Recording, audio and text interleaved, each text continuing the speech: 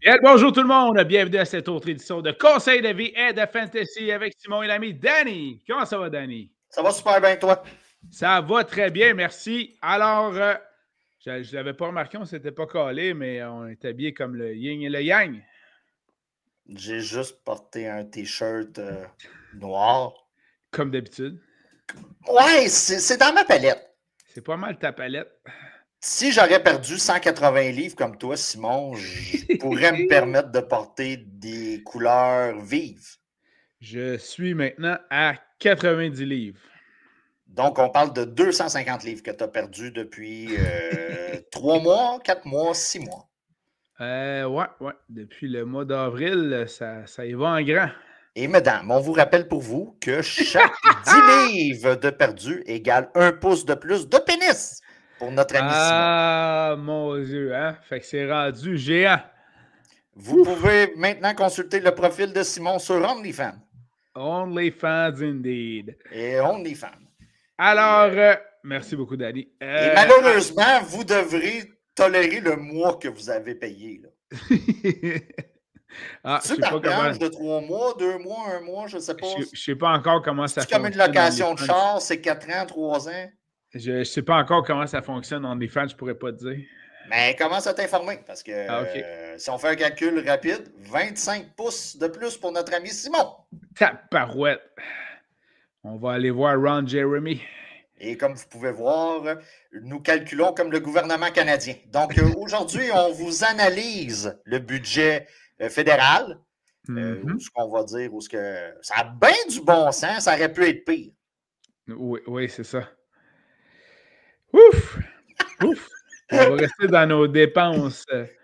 Dans nos dépenses tout à fait claires, directes, concises et précises. En fait, on va pouvoir vous parler du budget si vous voulez, bien sûr. Mon troisième avis de carte de crédit paraît très bien en ce moment. En ce moment, oui, ça c'est clair. Ça, c'est clair. En autant que tu fasses ton paiement minimal. Et c'est parce que de toute façon, on va pouvoir présenter les agents libres pour la semaine 10, mais on devrait pouvoir y aller rapidement. Hein? Rendu semaine 10, les pépites d'or sont un peu moins présentes. Hein? Écoute, on commence à voir épuiser la source. Tu sais, faire un parallèle avec l'équipe de San Francisco, les 49ers, qui étaient entre autres nommés ainsi à cause de la découverte justement de pépites d'or dans l'Ouest californien. Ben, un moment donné, il y en avait moins qu'il y en avait. Et c'est justement le principe des agents libres qu'on va pouvoir vous présenter aujourd'hui. Donc, on veut vous faire mention de certains joueurs qui, dans certains cas, sont encore disponibles dans quelques ligues. Et puis, ça pourrait vous aider donc à la semaine 10. Dans la ligue de Rapace, une des ligues dans laquelle je participe, où là, écoute, le gars, je te donne un exemple, là, il y a un gars depuis le début de la saison qui n'a jamais relâché Brandon Ayuk.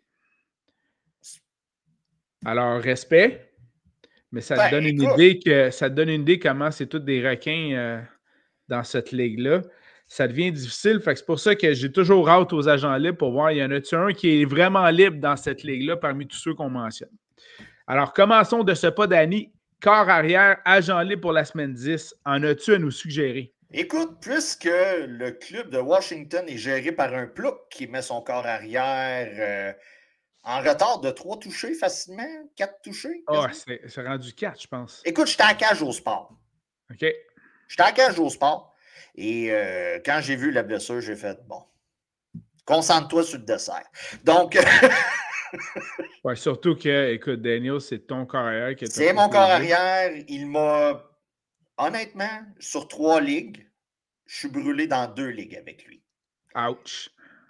Donc, Marcus Mariota, qui peut être une option pour vous. On parle d'aucune fracture, malgré que c'est... Hein, on s'entend que c'est un peu surprenant. C'était pas beau à voir. Là. C'était pas beau à voir. Ça ressemblait un peu à l'aile de poulet, là, le flat. Quand je le... Bon.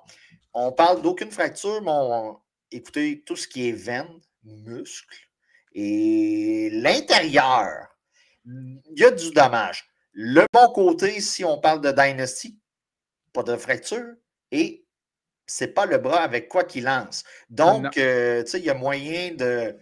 Si ça aurait été le bras, son bras de lancer, ça aurait été peut-être plus problématique pour l'avenir. Donc, Marcus Mariota, pour vous, peut être une option. On sort un Call of Duty prochainement. Moi, quand je lis les... je me dis tout le temps, suis l'état de Kyler Murray. Je ne suis pas très geek. J'aime un peu jouer à Call of Duty. Et là, j'ai la présomption qu'un Call of Duty s'en vient. Du côté des Cardinals, on l'a mis sur le IR, donc absence minimum de 4 semaines de son côté. Ce qui est un peu loufoque dans la situation, parce que c'est Kyler, il y a tout le temps un petit côté loufoque. Il semblait être sur le point de revenir de sa blessure, a été remplacé par Jacoby Brissett, et il a très bien performé. Oui. Vous avez Junior, vous avez McBride. C'est une excellente nouvelle pour vous, là. Oui. Donc, Jacoby Brissett nommé partant pour les 4 prochains matchs pour les Cardinals de l'Arizona. S'il est encore libre, sauter dessus, ça va de soi. Danny l'a fait dans la Ligue à Simon.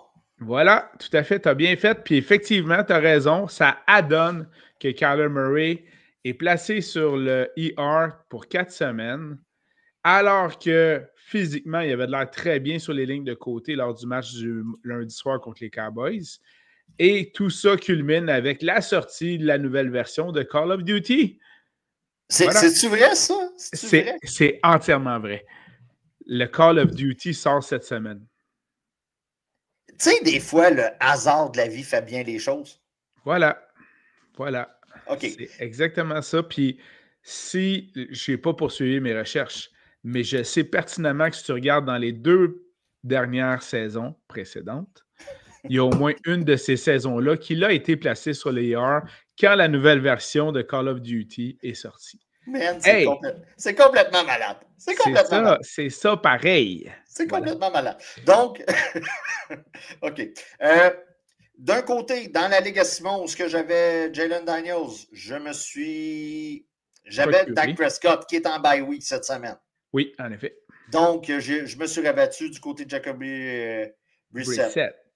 Et dans mon autre ligue, où j'avais le combo Daniels-Prescott, j'ai relâché Daniels. Et j'ai été chercher Sam Darnold du côté de Seattle. Donc, on s'entend. Présentement, le gars fonctionne. Donc, on y va à la petite semaine. Donc, vous avez Darnold, vous avez Aaron Rodgers, Michael Penix du côté d'Atlanta. Je sais que c'est peut-être pas le préféré à Simon présentement. Mais bel affrontement pour cette semaine pour Michael Penix. Et le problème, c'est que c'est le principe du Dr. Jekyll et Mr. Hyde. On ne sait pas durant la semaine lequel on va avoir. C'est-tu celui qui a battu les 3 grosses formations ou c'est celui qui a sous-performé contre des équipes de moindre valeur à toutes les fois? Donc, vous avez ces gars-là. Si je veux élaborer plus loin, J.J. McCarthy. Donc, des gars comme ça, vous avez Tua. Je suis sûr qu'il n'est pas pris, là. Dans vos ligues. Je n'ai même pas besoin de regarder le pourcentage. Des gars comme Tua, je crois que le match-up est quand même pas si pire. Pas si pire. C'est contre les Bills. Donc, il devra lancer. Ah, c'est clair. Il devra lancer. Donc, il y a quand même il y a des gars aussi carrière là, qui sont encore, je ne comprends pas, mais qui sont encore disponibles dans 5% des ligues. Je te parle ici de Jackson Dart, qui pourtant a des bons chiffres en fantasy football et offre de bonnes performances générales en football. Probablement qu'on a affaire à des ligues où on a 10 clubs et chaque club, chaque équipe se garde un seul carrière. Je ne vois pas d'autres. Puis sinon, on a Joe Flacco, 5% disponible dans 5% des ligues. Alors que ça fonctionne à plein régime. L'attaque des Bengals, bien sûr, et non pas la défensive. Ça, quand c'est rendu que les gars de l'offensive le disent aux reporters après la game, puis qu'en plus que les joueurs sont échangés de la défensive des Bengals, je veux dire, mon Dieu, il n'y a plus grand-chose qui fonctionne bien de ce côté-là. On a mis nos œufs dans le même panier du côté des Bengals et tu vis avec ça, tout à fait. Voilà. Du côté des porteurs de ballon, Danny, qui nous suggères-tu comme agent libre pour la semaine 10? C'est très mince. Moi, j'en ai un. Tu peux-tu? Ben, vas-y, puis après ça, je vais y aller avec un. Écoute, je trouvais ça bizarre, là, mais disponible dans 15% des ligues, c'est Trey Benson, puisqu'il reviendra prochainement chez les Cardinals. OK, tu t'en vas là. Donc, Trey Benson, oui, du côté des Cardinals. Attaque revampée. J'ose aller jusque-là. Du côté des Cards, ça peut être un gars populaire. En Sunday Night, DeMarco a très bien fonctionné. Donc, je ne sais pas trop l'utilisation qu'on va avoir du côté de Benson, mais attendons voir. Révision de votre côté, vous avez Ty J. Spears, des gars comme ça, Algier. 5% des ligues pour Ty J. Ouais, c'est ça, Algier. Vous avez Touton du côté des Jags. Brian Robinson est capable de tirer son épingle du jeu malgré que McCaffrey fait au-dessus de 30 points fantasy. Effectivement. La situation du côté de San Francisco fait que on va se dire la vérité, on va appeler un chat un chat. McCaffrey est moins explosif au sol cette année. C'est sûr, avec les blessures et tout ça. Mais le volume de passes qu'il va chercher est très payant. Donc, puis Brian Robinson s'en tire quand même pas si mal d'un point de vue fantasy. Il peut être une option comme sleeper. Moi, dans certaines ligues, OK, au moment où on enregistre, comme vous pouvez voir, il fait clair et on est jeudi. Donc, j'ai été chercher le second des Bills de Buffalo. Oh! OK, c'est pour ça que je tiens à parler du moment où on est dans la semaine. Vas-y. Hier, James Cook a manqué la pratique. On parle de blessure au bas du corps. Je crois que c'est la cheville de mémoire. Oh! Donc, surveillez de ce côté-là. Vous avez Davis. J'ai été le chercher dans certaines ligues où mon nombre d'échanges n'est pas compté et il n'y a pas de budget. Donc, j'ai essayé. Si Davis vient qu'à être le running back, le porteur de ballon partant pour sa formation, vous en avez un RB1 dans les mains pour une semaine. Mais on marche à la petite semaine en ce moment. Puis, toi, tu mentionnes que tu as été chercher Davis, c'est bien ça? Oui. Parce que tout dépendant des depth charts. Oui, mais Simon va me sortir le même depth chart qui m'a dit d'aller chercher le gars qui n'était pas Kinami Vidal. Ah, Hassan Haskins. C'est ça. Parce qu'effectivement, donc, il y a Ray Davis. Selon le depth chart, je vais juste mentionner que c'est Ty Johnson, le second des Bills pour le depth chart en particulier. Ceci étant dit, celui qui a l'expérience en arrière de James Cook, c'est effectivement Ray Davis. Alors, je vais juste mentionner ça. Bref, deux noms à surveiller, Ray Davis et Ty Johnson, surtout que l'affrontement est juteux pour cette semaine. Oui, fait que révision des gars comme Samson du côté des Bruns. C'est des gars que vous pouvez aller chercher. Il y a plusieurs joueurs en ce moment, on tombe dans le moment de l'année où il y a beaucoup de tags qui se mettent au courant de la semaine et c'est évolutif. Suivez l'évolution de vos joueurs. OK? Et tout dépendant de la nouvelle qui suit, parce qu'on enregistre en ce moment-ci, dans 4 heures, on va avoir des rapports de pratique avec des changements, des questionnables qui sont devenus out et des gars questionnables qui sont in. Donc, surveillez. On est rendu toutes les plateformes ont comme une facilité. Là. On vous facilite énormément la vie avec des nouvelles de joueurs. Puis faites juste ça le soir pendant que les enfants vident le lave-vaisselle ou qui font leur lunch ou quelque chose comme ça. Bien sûr. Maintenant, du côté des receveurs de passe. Madame écoute stat. Oui, c'est plus ça. Moi, quand c'est Ludivine, je fais ça. Ah. Et je reviens quand c'est plus Ludivine. D'accord. Faites la même chose. Du côté des agents libres, mais au poste Fais-moi en crèche, je suis le seul qui fait ça. Je ne peux me prononcer sans la présence de mon avocat. Je salue mon ami Alex d'ailleurs. Alors, du côté des agents libres au poste de receveur de passe, Danny, est-ce que vers qui tu nous diriges pour la semaine 10 comme agent libre receveur de passe? OK, juste avant d'aborder la situation des agents libres, il est à noter qu'il y a eu des échanges au cours de la dernière semaine. Ouais. Vous avez Jacoby Myers qui passe aux Jags. Vous Donc, avez des des blessures du Raiders corps. aux Jags.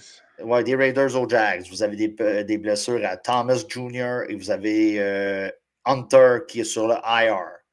On parle qu'il va revenir aussitôt le IR terminé. OK?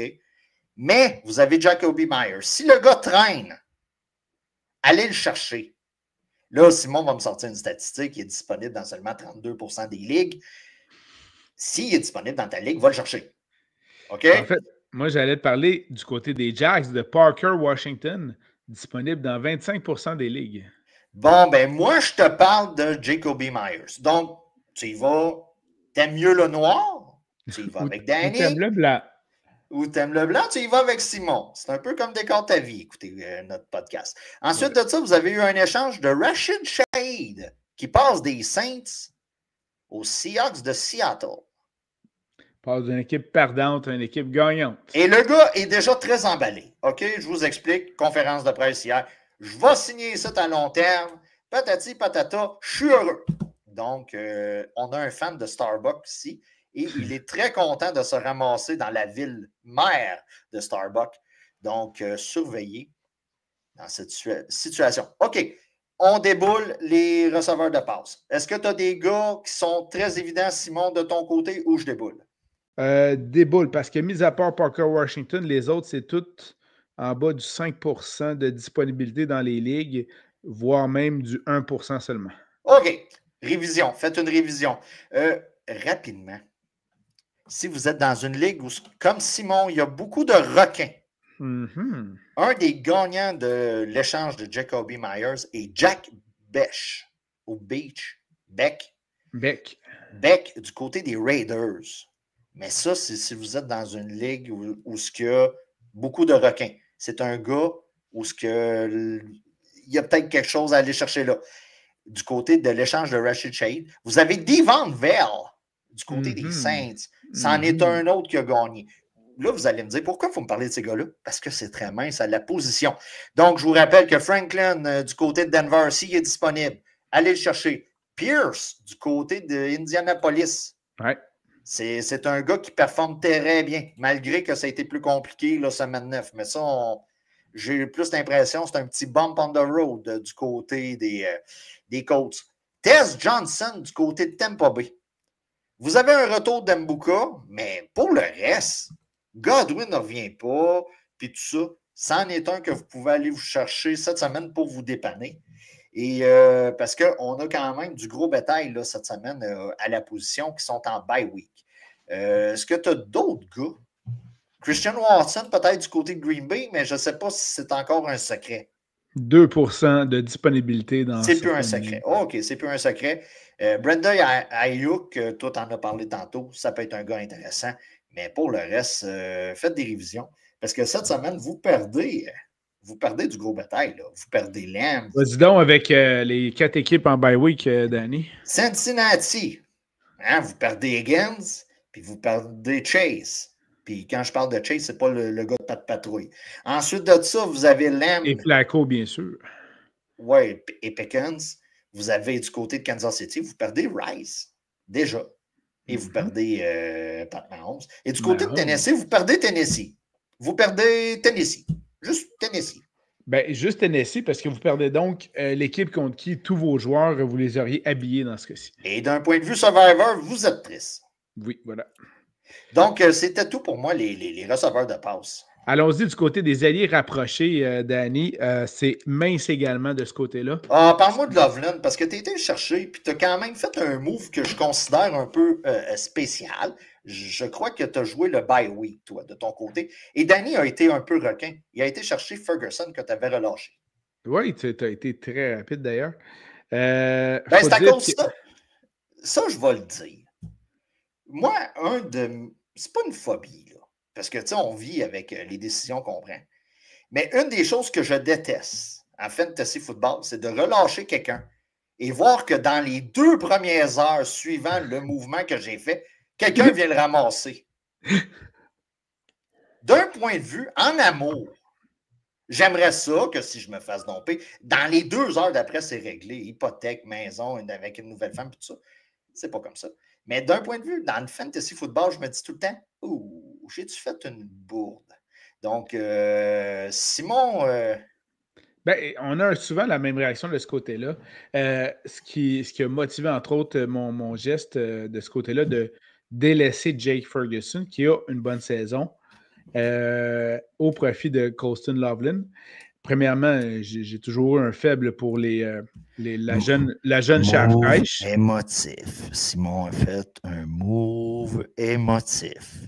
Le gars a fait un toucher de 55 verges contre les Bengals. Et il s'est dit, « Oh my God, il va faire ça tous les semaines! » À toutes les semaines, mais pourquoi j'ai vu le toucher, bien sûr, mais ce que j'ai vu avant le toucher, c'est qui a retraité au vestiaire pour cause de blessure?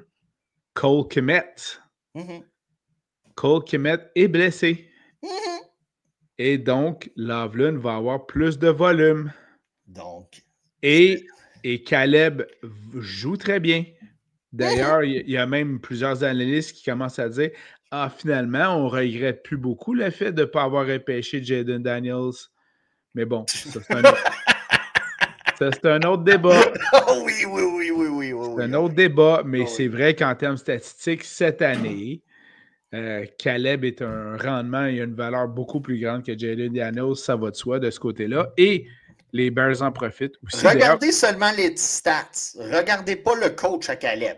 Oui, ça c'est clair. OK? Parce que le coach à Caleb, c'est comme le couple d'amis que vous invitez à souper puis vous voyez qu'ils sont sur le bord de la rupture. Là. C'est à peu près ça. C'est à peu près ça. Donc, Colston Loveland est disponible dans 2% des ligues. Je suis allé chercher dans 2 de mes 3 ligues. Ouais, 2 de mes 3 ligues. Juwan Johnson, disponible 2% des ligues du côté des Saints. Parce que là, on vient d'échanger, tu l'as dit, Shahid. Oui. Ça veut dire que techniquement, il y a du volume qui devrait être là. Mais tant que aussi longtemps que Taysom Hill est dans le coin. Oui, effectivement, c'est plus difficile. Un autre. C'est comme l'ex de votre blonde que vous venez de lâcher. Là. Puis il envoie des textos et tout ça. Il est tout le temps là, mais il n'est pas là. C'est ça. Sinon, Luke Musgrave, puisque Tucker Craft des Packers est fini pour la saison, mais encore là, il est disponible dans seulement 1% des ligues. Fait qu'il ne doit pas être beaucoup disponible. Et bien sûr, Cade Otton du côté des Bucks, ça va de soi de ce côté-là. OK. Pour le reste, vous avez Fanning qui est toujours disponible dans quand même passablement de ligue du côté des Bruns. Pas d'échange de David et Njoku. On va se le dire, ça, d'un point de vue fantasy. On est un peu surpris. Ça, puis déception. Déçu. Ouais. Brees Hall aussi, t'es déçu de ne pas être échangé. Et surtout quand tes chums se font tous échanger. Voilà. Donc, écoute, pour les agents libres au poste de Titan, est-ce que c'est tout pour toi? C'est tout pour moi. Donc, passons maintenant au conseil de vie. Simon, je te laisse commencer. Oui, tout d'abord, je tiens à mentionner que la vie est cruelle et dans ce cas-ci, bien, il faut donc profiter de chaque moment qui est donc possible. Je fais donc référence ici aux joueurs des Cowboys de Dallas. Ouais, c'est frais de là. Oh oui, c'est frais-là. Là. Et donc, lundi soir, ils ont joué contre les Cardinals de l'Arizona. Ils ont perdu, mais il a quand même marqué un touché sur les unités spéciales. Je parle ici de Martian Neeland. Et donc, quelques jours plus tard, il est décédé. Donc, on a eu la nouvelle aujourd'hui, si je ne me trompe pas. Oui. On est jeudi, donc aujourd'hui. Et puis, donc, évidemment, nos condoléances, nos sympathies à toute sa famille, à l'équipe des Cowboys. Puis ça, c'est le genre de move que c'est un make or break en termes de saison de sportive d'équipe. Alors, soit que ça va souder toute l'équipe, puis ils vont se rallier autour de ça, puis ils vont finir la saison en force, ou que ça va les démolir parce que c'était un de leurs amis proches qui viennent de perdre. Bref, en termes de fantasy, élément à surveiller, mais donc simplement rappeler que la vie est courte, profitez de chaque moment. D'ailleurs, on en profite, on s'en va avec Danny en voyage la semaine prochaine au Minnesota. On s'en va voir du football, on s'en va voir du hockey, on s'en va voir du basket, on s'en va visiter les attraits locaux. Donc, on va en profiter de notre côté. Alors, profitez-en du vôtre également aussi. Parce que là, plus que tu me parles de ça, Là, la police au Texas commence à sortir des statements et tout ça. On parle de quelqu'un ici qui aurait eu une mauvaise idée. Une des bonnes idées quand tu as des mauvaises idées, c'est d'aller chercher de l'aide. Oui. Caller un chum, caller des personnes autorités. Ressources, des autorités. Donc, tu sais, c'est à cause qu'il y a tout le temps quelqu'un qui reste suite à l'acte. Et ça, c'est ravageur pour tout le monde. Donc, si tu as comme besoin d'aide, il y a tout le temps quelqu'un. Il y a tout le temps quelqu'un. On a tout le temps l'impression de déranger. Puis on est à une époque où ce qu'on ne dérange pas vraiment. Tu as un messenger, tu as un texto. Tu sais, c'est plus un coup de fil pendant l'heure du souper, là. Non, en effet. Donc, il y a tout le temps moyen de demander l'aide sans vraiment déranger quelqu'un. Je sais qu'à un moment donné, dans ta tête, tout se passe puis tu as l'impression de déranger, mais tu ne déranges jamais. Fait que sur ces sages paroles, consultez, allez voir quelqu'un, demandez de l'aide, tout simplement. Voilà. Il y a des gens qui sont mieux outillés, vous, au moment que vous êtes en détresse pour dealer avec votre situation, qui n'est pas si pire que ça quand tu es libéré de toutes ces histoires-là, puis tu te dis, ah, Chris, tout ça pour ça. Voilà. Voilà. Parce que le gars, c'est des ups puis c'est des downs. Lundi, il était très up. Puis on est rendu mercredi, jeudi, puis c'est un down. Voilà. Voilà. Ben voilà, c'était donc conseil de vie. T'en as-tu un à rajouter, Danny? Ben écoute, on va essayer d'étendre l'atmosphère. D'accord. Hein? J'aimerais saluer les gens de Montréal. Oh. Adeptes de transport en commun. Oui. C'était pas facile samedi dernier et ça ne le sera pas non plus en fin de semaine. Pendant un joli moment, je crois, pendant un mois. Oui. Donc, écoutez, on sympathise avec vous. Je ne sais pas comment dire ça autrement. Grève au STM, grève des autobus, je pense aussi. Ah, c'est le transport en commun complet. C'est le transport en commun en général. Regarde, on se fait casser les oreilles d'utiliser le transport en commun. Et première chose que quand tu l'utilises, tu remarques que ça ne fonctionne pas, ça ne l'aide pas. Puis voir ici, Game 7, Toronto. Du côté de Toronto, on a arrêté les transports en commun à la même heure qu'à l'habitude. Donc, plusieurs fans, à la fin du match, en plus d'avoir la gueule à terre parce qu'on a choqué solide du côté de Toronto, on ne commencera pas là-dessus, mais on a choqué solide du côté de Toronto, arrive le moment de crisser le camp chez vous et tu n'as pas de transport en commun. Alors que tu as un stade de 40 000 personnes qui se vide. Tu as un stade d'au-dessus de 40 000 personnes et tu as une mairesse à gauche qui prône les transports en commun. Puis pour ceux qui suivent l'arbre généalogique, c'est l'ex-femme à Jack Layton.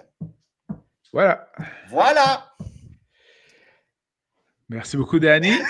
Oui. Alors, sur ce, on vous invite à suivre notre prochaine édition. Ce sera les joueurs à surveiller pour la semaine 10. Alors, d'ici là, faites vite, allez à vos cellulaires, allez chercher des joueurs qui sont disponibles. Il n'y en a plus beaucoup. Profitez-en bien et on va suivre les conseils, entre autres, de Danny. Merci, mon cher. Bonne semaine et bon match tout le monde. Ciao, bye.